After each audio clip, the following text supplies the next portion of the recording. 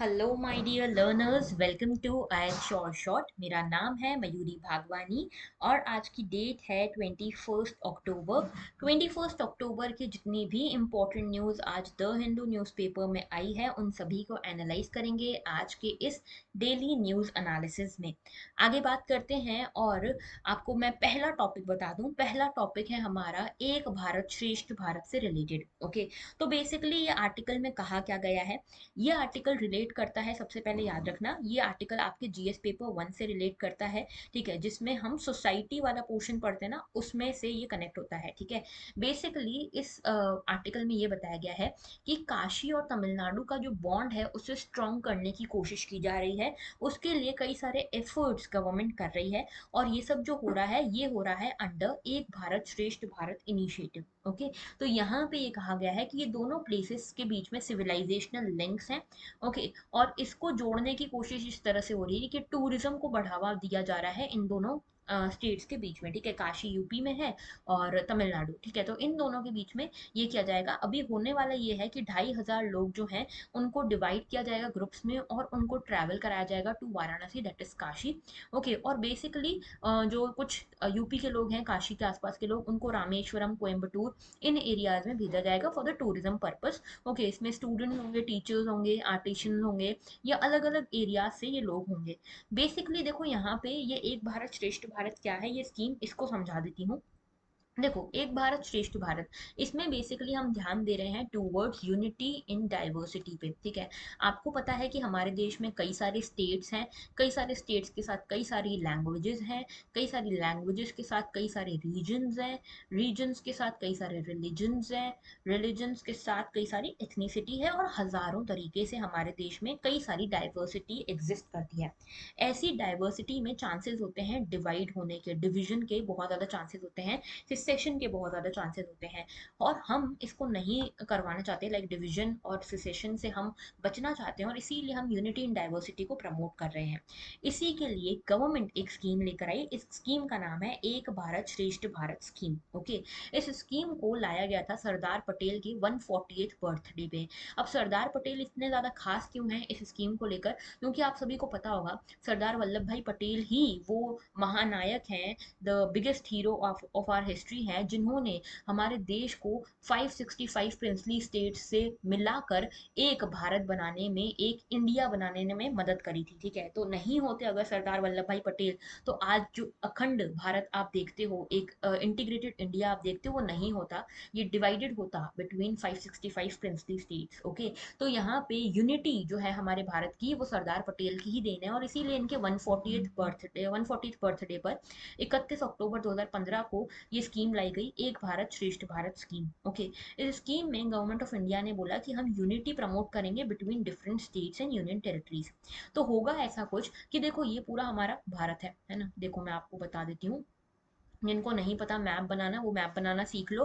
Map के लिए जो टेक्निक है वो मैंने एक शॉर्ट्स के फॉर्म में पोस्ट करी हुई है हमारे ग्रुप पे। ठीक है, हमारे ये यूट्यूब चैनल पे, तो अगर आपने नहीं देखी तो देख लेना। ठीक है, ये हमारा भारत है। अब देखो अलग अलग रीजन अलग अलग चीज़ों को यहाँ पे रिफ्लेक्ट करते हैं। तो जैसे मध्य प्रदेश को कनेक्ट कर दिया मणिपुर नागालैंड से। ठीक है, तो ये दो स्टेट्स के बीच में पेयरिंग कर दी। तमिलनाडु को जो है ये कनेक्ट कर दिया यूपी से, तो दो इन स्टेट्स के बीच में पेयरिंग कर दी। तो यहाँ पे स्टेट्स की एंड यूनियन टेरिटरीज की पेयरिंग होगी। इससे क्या होगा, इन पेयरिंग के थ्रू, पेयर करने के साथ यहाँ पे क्या होगा कि यहाँ पे पेयर बना के ये होगा कि इनमें लोगों का एक्सचेंज किया जाएगा, कल्चरल एक्सचेंजेस होंगे। ठीक है, स्टूडेंट एक्सचेंजेस होंगे। तो बेसिकली इधर की, जैसे तमिलनाडु के लोगों को काशी जाकर काशी के कल्चर के बारे में जानने को मिलेगा, काशी के लोगों को तमिलनाडु में रामेश्वर जैसी सिटीज में, एरियाज में विजिट करके तमिलनाडु के बारे में जानने को मिलेगा। तो कल्चर हमारा एक दूसरे के साथ यहाँ पे शेयर करेंगे हम, और साथ में कोलैबोरेट करेंगे, कोऑपरेट करेंगे ओवर मल्टीपल सेक्टर्स। ओके, तो कोऑपरेशन के ऊपर बेस्ड है।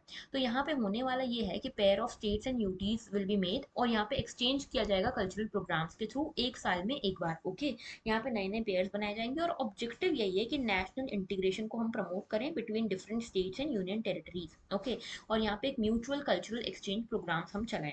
इससे क्या होगा कि यूनिटी का जो सेंस है वो डेवलप होगा कल्चरल और लिटरेरी वैल्यूज के थ्रू। इसमें म्यूचुअल लर्निंग वगैरह पे भी हम फोकस कर पाएंगे। अभी देखो ये इतना इंपॉर्टेंट इसीलिए हो जाता है क्योंकि अभी आपको पता है कि हिंदी के बारे में अभी बहुत इशू चल रहा है। जो तमिलनाडु है, केरल है, ये कुछ स्टेट्स हैं जो बोल रहे हैं कि सेंट्रल जो गवर्नमेंट है वो हमारे ऊपर हिंदी लैंग्वेज को इम्पोज करना चाह रही है। अभी कुछ दिन पहले हमने डिस्कस भी किया था कि एक पार्लियामेंट्री पैनल आई है और वो कह रही है कि हिंदी को यहाँ पे लाना चाहिए इंग्लिश की जगह, ठीक है। तो यहाँ पे सदर्न स्टेट्स जो हैं वो यहाँ पे प्रोटेस्ट कर रहे हैं कि हम नहीं होने देंगे। तो इसको लेकर अभी आप देख रहे हो कि जो नॉर्दर्न स्टेट्स हैं एंड सदर्न स्टेट्स हैं इनके बीच में एक टसल सी चल रही है। ये टसल को हम खत्म करना चाहते हैं और इस टसल को खत्म करने का एक प्रयास है ये एक भारत श्रेष्ठ भारत स्कीम। ओके, समझ गए? तो this is completely related to culture and the unity and integrity of India. Okay, आगे बात कर रहे हैं नेक्स्ट इशू की। जो नेक्स्ट इशू है this is related to geography, GS paper 1 से रिलेटेड है, ज्योग्राफी वाले टॉपिक से। यहाँ टॉपिक आप देख सकते हो। ओके, हुआ कुछ ऐसा है कि लो प्रेशर बना है बे ऑफ बंगाल में। ओके, और लो प्रेशर के कारण ये साइक्लोन यहाँ पे इंटेंसिफाई होता हुआ दिख रहा है, ठीक है। तो यहाँ पे ये बोला जा रहा है कि पहले ये डिप्रेशन था, लो प्रेशर बना, और उसके बाद अब धीरे धीरे हो सकता है कि साइक्लोन बने। तो साइक्लोनिक सर्कुलेशन शुरू हो रही है अंडमान एंड निकोबार के एरिया के आसपास। तो साइक्लोन जो है ट्रॉपिकल साइक्लोन की यहाँ पे बात हो रही है। याद रखना दो तरह के साइक्लोन होते हैं, एक होता है ट्रॉपिकल और एक होता है एक्स्ट्रा ट्रॉपिकल, या फिर उसको टेम्परेट भी बोलते हैं, एक्स्ट्रा ट्रॉपिकल या फिर टेम्परेट। तो ये जो दो साइक्लोन है ना, एक्स्ट्रा ट्रॉपिकल, टेम्परेट या फिर ट्रॉपिकल, ये दोनों एरिया के हिसाब से होते हैं, ज्योग्राफी के हिसाब से होते हैं। जो एक्स्ट्रा ट्रॉपिकल या टेम्परेट साइक्लोन है वो आता है मिड लैटिट्यूड्स में, ठीक है, मिड लैटिट्यूड्स में जहाँ पे टेम्परेट टाइप का एनवायरमेंट रहता है। ये ट्रॉपिकल साइक्लोन आता है ट्रॉपिक ऑफ कैंसर और ट्रॉपिक ऑफ कैप्रिकॉन के बीच में, ठीक है। तो यहाँ पे ट्रॉपिक्स के बीच में जो साइक्लोन आते हैं वो ट्रॉपिकल साइक्लोन होते हैं, इसीलिए इंडिया में जो मोस्ट ऑफ द साइक्लोन आते हैं दे आर ट्रॉपिकल साइक्लोन्स। होता कुछ ऐसा है कि एक लो प्रेशर डेवलप होता है सी सरफेस के ऊपर।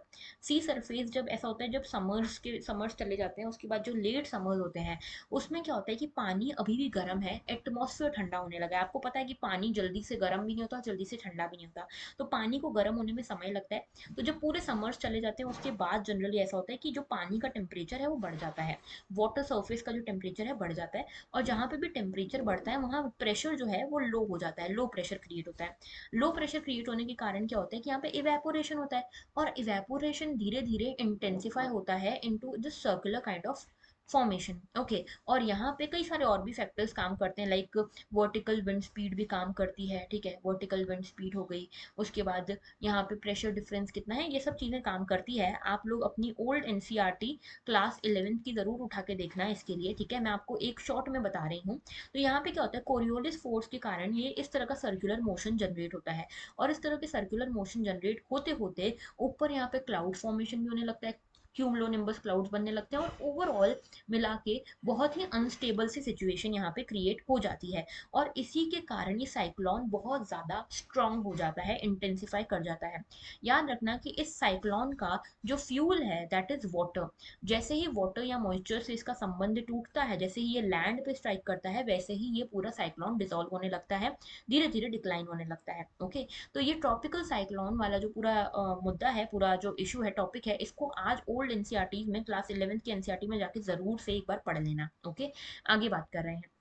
नेक्स्ट इशू है हमारा कंपटीशन कमीशन ऑफ इंडिया के बारे में। तो बेसिकली गूगल के अगेंस्ट यहाँ पे एक फाइन जारी हुआ है, जो कि जारी किया है कंपटीशन कमीशन ऑफ इंडिया ने। कंपटीशन कमीशन ऑफ इंडिया ने बोला है कि भाई तुमको 1300 करोड़ से भी ज्यादा का फाइन यहाँ पे भरना पड़ेगा। क्यों?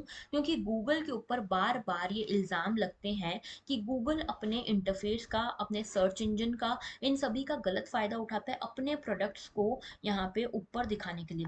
जैसे कि एग्जाम्पल दूं मैं आपको, आप जब भी कुछ चीज सर्च करनी होती है, मान लो कुछ भी आपको खरीदना है, फॉर एग्जांपल कुछ भी पार्ले जी का बिस्किट खरीदना है, आपने गूगल पे डाला, ठीक है, आप अपने सर्च इंजन क्रोम वगैरह जो भी इंजन है आपके पास वहां पे आप डालते हो कि मुझे पार्ले जी खरीदना है, या फिर कोई नया फोन खरीदना है, एप्पल का नया फोन खरीदना है, जो भी फोन खरीदना है आपने यहाँ डाला, ठीक है, या फिर new phone in the market आपने ऐसा कुछ डाला, तो गूगल खुलेगा, सबसे ज्यादा गूगल ही खुलेगा। और गूगल में कुछ जो प्रोडक्ट्स हैं उनको प्रायोरिटी मिलती है देन द अदर प्रोडक्ट्स। तो यहाँ पे सब कुछ ट्रांसपेरेंट बेसिस पे नहीं होता। तो जो भी जनरली चांसेस ये होते हैं कि जो भी फर्स्ट पेज पे खुल खुल रहा है गूगल के, ठीक है, जनरली लोग जो हैं उसी की तरफ जाते हैं, सेकंड पेज तक तो कोई जाता भी नहीं। तो गूगल यहाँ पे बायसनेस कर रहा है, इसके चार्जेस लगे हैं और इसी के ऊपर यहाँ पे फाइन लगा है। तो इसको आप यहाँ से कनेक्ट कर सकते हो। यहाँ पे गूगल वाला पूरा मुद्दा इंपॉर्टेंट नहीं है, इंपॉर्टेंट है कॉम्पिटिशन कमीशन ऑफ इंडिया। तो ये पेपर 2 के पॉलिटी वाले पोर्शन से जुड़ेगा, statutory, regulatory and various quasi judicial body से। कंपटीशन कमीशन ऑफ इंडिया की बात कर रहे हैं, तो देखो ये कंपटीशन कमीशन ऑफ इंडिया क्या है। ये एक ऐसी रेगुलेटरी बॉडी है जो इंडिया में कंपटीशन को प्रिवेंट करती है, कंपटीशन को प्रोटेक्ट करने का काम करती है बेसिकली, ठीक है। तो कंपटीशन क्या होता है, कंपटीशन एक ऐसा चीज है, जैसे मान लो ये मार्केट है, इस मार्केट में ये 10 लोग हैं कुछ पार्ले जी बेचने वाले, ठीक है, 10 लोग पार्ले जी बेचने वाले हैं और यहाँ पे 100 लोग पार्ले जी खरीदने वाले हैं, ठीक है। अब ये 100 लोग किसी एक के पास तो जाएंगे नहीं, सभी के पास जाएंगे और सभी के प्राइजेस वगैरह कंपेयर करेंगे, क्वालिटी कंपेयर करेंगे, ठीक है, कि कैसा बिस्किट है क्या है, सभी कंपेयर करेंगे और सबसे अच्छा जो चीज़ है वो कंज्यूमर लेगा, ठीक है, सबसे कम दाम में सबसे अच्छी क्वालिटी में। तो ये होता है कंपटीशन, ठीक है। तो यहाँ पे ये कंपटीशन कॉमन मैन या आम आदमी के लिए बहुत ज़रूरी होता है, क्योंकि यहाँ पे उसी के हिसाब से उसको goods and services competitive price पे मिल पाती हैं। अब यहाँ पे जितना कंपटीशन बढ़ेगा उतना अच्छा होगा कंज्यूमर्स के लिए, लेकिन प्रोड्यूसर्स क्या कोशिश करते हैं कि कंपटीशन खत्म करें, और यहाँ पे फेयर कंपटीशन को खत्म किया जाता है, जैसे कि गूगल के ऊपर अभी एलिगेशन लग रहा है कि गूगल फेयर कंपटीशन को खत्म कर रहा है। और इसी कंपटीशन को, फेयर कंपटीशन को सस्टेन कराने के लिए, एक लेवल प्लेइंग फील्ड क्रिएट करने के लिए कंपटीशन कमीशन ऑफ इंडिया का यहाँ पे गठन किया गया, इस्टेब्लिशमेंट किया गया under the act of competition act of 2002। तो 2002 के इस एक्ट के अंतर्गत कंपटीशन कमीशन ऑफ इंडिया बना, और ये बना था by replacing monopolies and restrictive trade practices. Okay, competition commission of India में एक चेयरमैन होता है, 6 मेंबर्स होते हैं, और इसकी ड्यूटी होती है कि कहीं पे भी ऐसा कुछ हो रहा है जो एडवर्स इफेक्ट आ रहा है कंपटीशन पे, तो उसको एलिमिनेट करना। ओके, अच्छा आगे बात करते हैं कंपटीशन कमीशन ऑफ इंडिया के बारे में, कुछ और बातें कर लेते हैं। 2003 में ये स्टैब्लिश हुआ था कंपटीशन एक्ट 2002 के थ्रू। तो ये एक स्टैट्यूटरी बॉडी है, याद रखना, स्टैट्यूटरी बॉडी वो होती है जो किसी पार्लियामेंट के लॉ के थ्रू बनी होती है, ओके, किसी एक्ट के थ्रू बनी होती है। काम है इसका कोई भी एडवर्स इफेक्ट अगर कंपटीशन पे हो रहा है उसको खत्म करना। चेयरपर्सन होता है, 6 मेंबर्स होते हैं और इनको अपॉइंट किया जाता है बाय द सेंट्रल गवर्नमेंट। और साथ में जो कमीशन है उसको अपना ओपिनियन देते रहना होता है टाइम टू टाइम पे, ठीक है, कंपटीशन को लेकर, इसीलिए एक स्टेचुटरी अथॉरिटी भी है, ठीक है। आगे बात करते हैं। नेक्स्ट इशू है हमारा, PM launches new mission to combat climate change, ठीक है। तो क्लाइमेट चेंज को रोकने के लिए, कॉम्बैट करने के लिए हमारे प्रधानमंत्री जी ने एक नया मिशन लॉन्च किया जिसका नाम है मिशन लाइफ, ठीक है, मिशन लाइफ। इसी के बारे में कल मैंने एक एडिटोरियल भी डिस्कस किया था आप लोगों के साथ, तो कल का एडिटोरियल नहीं देखा है तो इस लेक्चर के बाद जरूर देख लेना, बहुत अच्छे अच्छे पॉइंट्स मिलेंगे आपको मेंस के लिए, मेंस में आंसर राइटिंग के लिए। ओके, तो पूरा मुद्दा ये है कि प्राइम मिनिस्टर नरेंद्र मोदी जी ने यूएन के सेक्रेटरी जनरल के प्रेजेंस में मिशन लाइफ यहाँ पे लॉन्च किया है, और ये लॉन्च किया गया है स्टैच्यू ऑफ यूनिटी गुजरात में, ठीक है। अब ये लाइफ क्या है इसकी बात करेंगे, लेकिन स्टैच्यू ऑफ यूनिटी के बारे में कुछ पॉइंटर्स यहाँ पे आपको दिख रहे हैं, ठीक है। इसको आप पेपर 2 से ज्वाइन कर सकते हो, गवर्नमेंट स्कीम से, और साथ में पेपर 3 से भी इसको कनेक्ट कर सकते हो एनवायरमेंट वाले टॉपिक से, ठीक है। अब देखो स्टैच्यू ऑफ यूनिटी के बारे में कुछ चीजें यहाँ पे देख लो, 597 फीट या 182 मीटर्स का है, ठीक है, और ये सरदार वल्लभ भाई पटेल का स्टैच्यू है। और इसके ये देखो, ये स्टैच्यू ऑफ लिबर्टी से डबल साइज का, डबल लेंथ का है, डबल टॉलनेस का है। ओके, इसको Padma Bhushan winning sculptor Ram V Sutar ने बनाया है, ठीक है। एल जैसी कंपनीज ने इसमें पार्टिसिपेट किया है। ये जो गुजरात का केवड़िया है, ठीक है, सरदार सरोवर डैम है, उससे 3-4 किलोमीटर ही दूर है। ओके, और आयरन मैन ऑफ इंडिया के नाम पे बनाया गया है, सरदार वल्लभ भाई पटेल के नाम पे इसको बनाया गया है। ओके, आगे बात करते हैं लाइफ के बारे में, बात करेंगे लाइफ क्या है, मैंने कल भी आप लोगों को बताया था।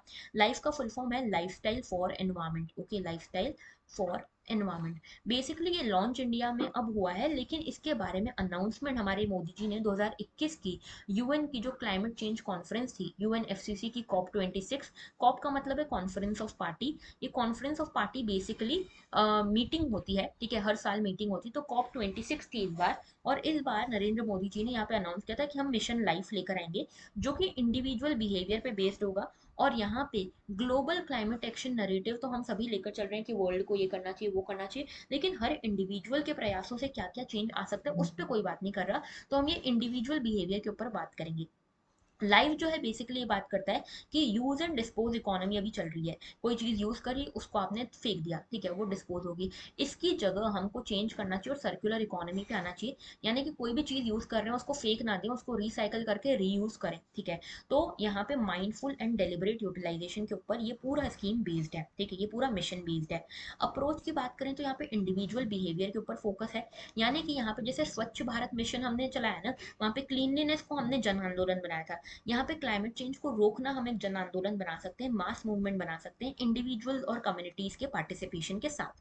दूसरी चीज है यहाँ पे ग्लोबली को क्रिएट करना, यानी कि हमको नए नए आइडियाज बाहर से लेकर आने हैं, टॉप यूनिवर्सिटीज से, थिंक टैंक से लेकर आना है और उसको अपने देशों में, अपनी कम्युनिटीज में लागू करना है और लोकल कल्चर की मदद लेनी है। यानी कि क्लाइमेट फ्रेंडली जो सोशल नॉर्म्स हैं, बिलीव्स हैं, डेली हाउस होल्ड प्रैक्टिसेस हैं, वो ऐसी करें कि सोशली भी एक्सेप्टेबल हो और एनवायरमेंटली भी एथिकल हो। जैसे कि आप ग्रीन बिल्डिंग्स के बारे में आपने सुना होगा, ठीक है, ग्रीन बिल्डिंग्स अभी भी आप देखोगे रूरल एरियाज में हर घरों में बहुत सारे पेड़ लगे होते हैं, ठीक है। तो ये एक हमारी ट्रेडिशनल प्रैक्टिस है, ठीक है। आप देखोगे हर घर में इंडिया में तुलसी का एक पौधा लगता है, तो ये क्या है, एक सोशल नॉर्म है जो कि क्लाइमेट फ्रेंडली है, ओके। क्योंकि तुलसी का पौधा लगाना एक घर में बहुत अच्छी चीज होती है। ना सिर्फ हमारे सोशली देखोगे, रिलीजियसली देखोगे, लेकिन एनवायरमेंट बेसिस पे भी देखोगे तो ऐसा है, ठीक है। इसमें प्रमोशन करना है हमको कॉन्शियस लाइफस्टाइल का, एनवायरमेंटली कॉन्शियस लाइफस्टाइल। यानी कि हम कुछ भी करें उसमें ये सोचें कि कितना कार्बन एमिशन हम कर रहे हैं। तो माइंडफुल एंड डेलिब्रेट यूटिलाइजेशन करें instead of mindless and wasteful consumption, okay. यहाँ पे कलेक्टिव एक्शन के ऊपर भी फोकस किया गया है और इंडिविजुअल के एफर्ट्स के ऊपर भी फोकस किया गया है। बात हो रही है प्रो प्लानट पीपल बनाने की, यानी कि लोगों में ये जागरूकता, अवेयरनेस लाई जाए कि किस तरह से वो अपने सोशल नेटवर्क्स में अवेयरनेस फैला सकते हैं, सोशल नॉर्म्स के थ्रू अवेयरनेस फैला सकते हैं कि क्लाइमेट कितना ज़रूरी है और ये क्लाइमेट चेंज रोकना हमारे लिए कितना ज़रूरी है। ओबामा जो है, ओबामा, बराक ओबामा, इनका एक कोट था कि जो सही समय और आखिरी समय है हमारे पास क्लाइमेट चेंज को रोकने का, वो अभी ही है, ओके। इसके बाद हमें जो आने वाली जनरेशन है वो कुछ नहीं कर पाएंगी क्लाइमेट चेंज को रोकने के लिए, ओके। आगे बात करते हैं, नेक्स्ट इशू हमारा है Truss announces exit UK to get its third PM in 3 months. तो बेसिकली जो पूरा आर्टिकल है ये इस चीज को लेकर है कि यहाँ के जो यहाँ पे प्राइम मिनिस्टर हैं, यूके के प्राइम मिनिस्टर हैं ट्रस्ट, ठीक है। ये जो है अपनी गद्दी छोड़ रहे हैं, अपना जो पोजीशन है वो छोड़ रहे हैं। क्यों छोड़ रहे हैं? क्योंकि इनका मानना है कि जिस चीज को लेकर ये इलेक्ट हुई थी, जो मैंडेट था, उसको ये पूरा नहीं कर पाई। बेसिकली हो क्या रहा है कि अभी रशिया यूक्रेन वॉर के चक्कर में पूरी दुनिया परेशान है। इसमें फ्यूल के प्राइसेस बढ़ गए हैं, हर चीज के प्राइसेस बढ़ गए हैं, एनर्जी के प्राइसेस बढ़ गए हैं और इसीलिए इन्फ्लेशन लेवल जो है बहुत ही तेजी से बढ़ रहा है। जैसे अगर यूके की बात करें तो 10% इन्फ्लेशन, समझ सकते हो, 10% इन्फ्लेशन हो गया है यूके में और इसको कम करने के लिए कुछ भी नहीं हो पा रहा। ये जो प्राइम मिनिस्टर है इन्होंने बोला था कि हम जो टैक्स रेट्स हैं वो कम करेंगे। टैक्स रेट्स कम करेंगे तो क्या होगा, टैक्सेस कम भरने पड़ेंगे लोगों को, तो लोगों के हाथ में लिक्विडिटी रहेगी, लिक्विडिटी रहेगी तो डिमांड बढ़ेगी और जब डिमांड बढ़ेगी तो हो सकता है इन्फ्लेशन कम हो जाए। लेकिन एक्चुअल में ये काम नहीं किया। और काम तो नहीं किया, साथ में ये हुआ कि क्योंकि टैक्स रेट आपने कट कर दिए तो यहाँ पे रेवेन्यू भी जनरेट नहीं हो रहा था गवर्नमेंट के पास। इसीलिए अल्टीमेटली इन्होंने ये सोचा कि अब हमें छोड़ ही देना चाहिए गद्दी, क्योंकि यहाँ पे बहुत ज़्यादा प्रोटेस्ट भी हो रहा है, लोग भी प्रोटेस्ट कर रहे हैं कि गवर्नमेंट कुछ नहीं कर पा रही है। ये तो बात हमने करी पार्लियामेंट की, प्राइम मिनिस्टर की, यूके की। अब इससे कनेक्टेड एक चीज़ है, ठीक है, कि यूके में प्राइम मिनिस्टर का, पार्लियामेंट का ऐसा हो रहा है तो अभी आपके लिए ज़रूरी है कि ये यूके का जो ये पार्लियामेंट्री सिस्टम है, प्राइम मिनिस्टर वाला सिस्टम है, ये आपको पता हो कि हमने भी यहाँ से ही लिया है, ठीक है। तो पार्लियामेंट्री फॉर्म ऑफ गवर्नमेंट जो इंडिया में है वो हमने यहाँ ब्रिटेन से ही ली है, ठीक है। रूल ऑफ लॉ हमने ब्रिटेन से ही लिया है, single citizenship, cabinet system, prerogative rights, by cameralism, जो दो हाउसेज है ना, लोकसभा राज्यसभा, वो यहीं से लिया है। और बाकी सब चीज़ें भी आप देख सकते हो, ये सोर्सेज आपको बताएगा कि कौन सी चीज़ हमने कहाँ से ली है, कहाँ से बोरो की है, ठीक है। तो जैसे आप देख रहे हो कि हमने गवर्नमेंट ऑफ इंडिया एक्ट से कुछ कुछ चीज़ें ली है, जैसे कि फेडरल स्कीम, गवर्नर का office, judiciary, public service commission, emergency provisions, ये सब हमने गवर्नमेंट ऑफ इंडिया एक्ट से लिया है। अमेरिकन कॉन्स्टिट्यूशन से हमने फंडामेंटल राइट्स लिए हैं, ठीक है, जुडिशियल रिव्यू लिया है, जो इम्पीचमेंट है वो लिया है। कैनेडियन कॉन्स्टिट्यूशन से हमने जो गवर्नर्स का अपॉइंटमेंट कैसे होगा, रेसिड्यूरी पावर्स किसको मिलेगी, सुप्रीम कोर्ट का एडवाइजरी जुरिस्डिक्शन क्या होगा। ऑस्ट्रेलिया से हमने कॉन्करेंट लिस्ट वाला प्रोविजन लिया है। आयरिश कॉन्स्टिट्यूशन से हमने डीपीएसपी लिए हैं। तो ये बहुत ही ज़्यादा इंपॉर्टेंट लिस्ट है, ठीक है। प्रीलिम्स में एक क्वेश्चन इसके ऊपर बिल्कुल एक्सपेक्ट कर सकते हो, ओके। प्रीलिम्स के लिए बहुत ज़्यादा इंपॉर्टेंट लिस्ट है ये, ओके। आगे बढ़ रहे हैं आज के एडिटोरियल की तरफ। एडिटोरियल जो है आज का बात कर रहा है अगेन एनवायरमेंट की।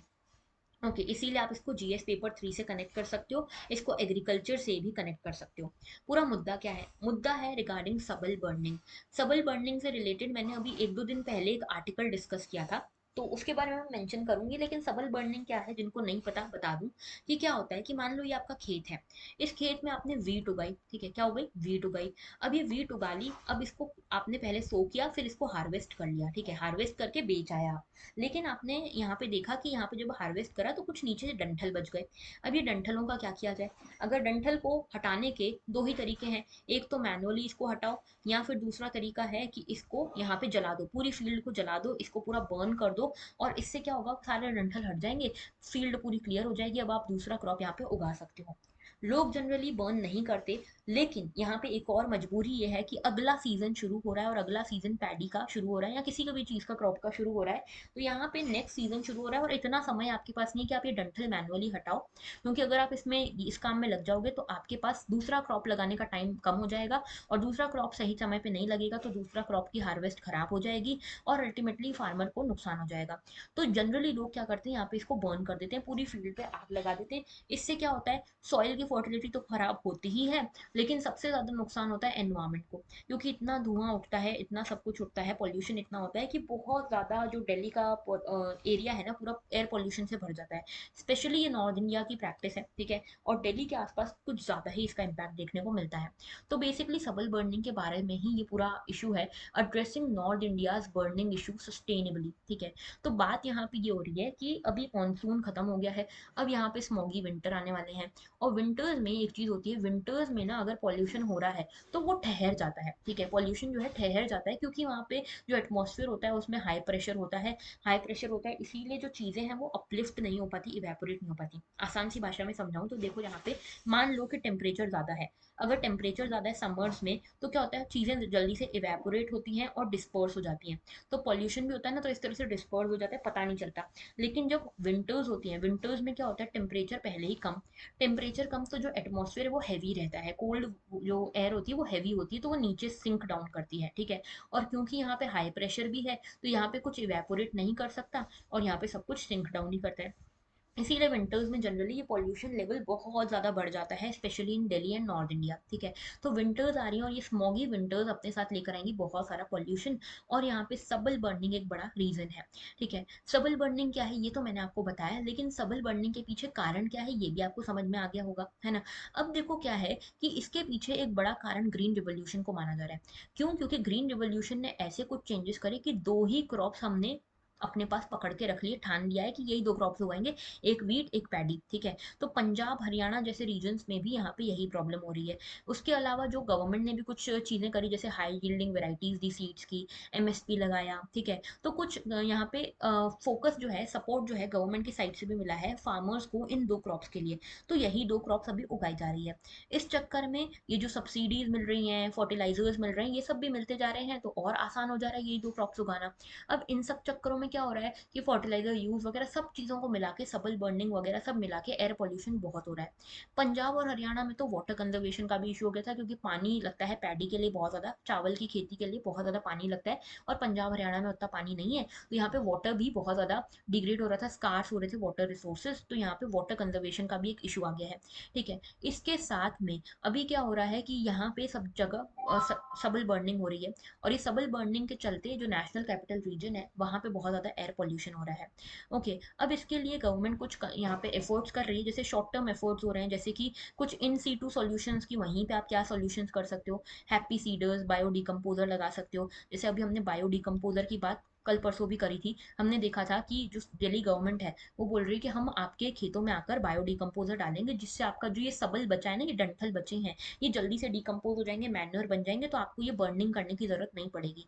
हैप्पी सीडर्स क्या है, ये डंठल हटाने का मैकेनाइज्ड तरीका है, ठीक है। एक्स सी टू सोल्यूशन भी हैं, जैसे कि यहाँ पे आप बॉयलर्स में सबल को डाल दो, लेकिन उसके लिए भी सबल कलेक्ट कलेक्ट करना पड़ेगा ना, ये डंठल जो है कलेक्ट करना पड़ेगा।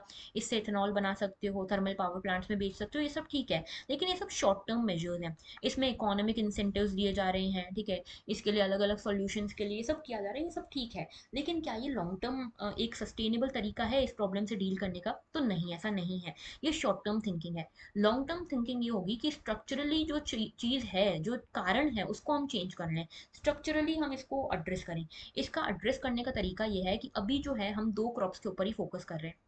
इस चक्कर में ये पूरा प्रॉब्लम हो रहा है कि जल्दी जल्दी आपको ये डंठल हटाने हैं तो आपने बर्न कर दिया, पैडी उगानी है या जो भी उगाना है तो जल्दी जल्दी करना है। इसकी जगह हम दूसरे क्रॉप्स भी तो उगा सकते हैं जिसमें ये प्रॉब्लम ना हो, जो हाई यील्डिंग भी हो और साथ में इकोलॉजिकली भी सूटेबल हो, जैसे कॉटन हो गया, मेज हो गया, ऑयल सीड्स हो गई, पल्सेस हो गए, इनको भी हम ला सकते हैं और इसके लिए फाइनेंशियल सपोर्ट ला सकते हैं। तो गवर्नमेंट को इन सब एफर्ट्स, जो शॉर्ट टर्म एफर्ट्स हैं वो तो ठीक है, लेकिन लॉन्ग टर्म एफर्ट्स के ऊपर भी फोकस करना चाहिए कि क्रॉप पैटर्न जो है ना उसको शिफ्ट किया जाए, ठीक है।